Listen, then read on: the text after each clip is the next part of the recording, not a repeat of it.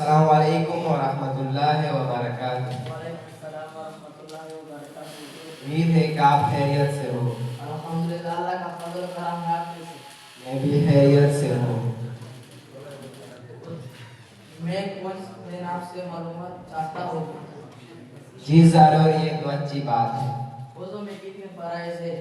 وضو میں 4 فرائض ہے: چہرہ، ہاتھ، سر کا ماتھا کرنا۔ غسل میں کتنے فرائض ہے؟ غسل میں 3 فرائض ہے: پوری کرنا، ناک میں پانی ڈالنا، سارے بدن پر پانی بہانا۔ بہت شکریہ۔ نماز کب فرض ہو جاتا ہے؟ نماز بچے یا بچی بالغ ہو جائے تو نماز، روزہ وغیرہ فرض ہو جاتی ہے، لیکن بلغت سے قبل 7 سال کی عمر میں بچوں کو نماز کی دعائیں بنانا چاہیے، اور 10 سال کی عمر میں نماز نہ پڑھے کرتا تب تعلیم بنے چاہیے۔ اچھا، درست فرمائے۔ نماز کا کیا فائدہ ہے؟ نماز اللہ تعالیٰ کے راضی ہو جاتا ہے۔ قیامت میں سب سے پہلے نماز کے بارے میں پوچھا جاتا ہے۔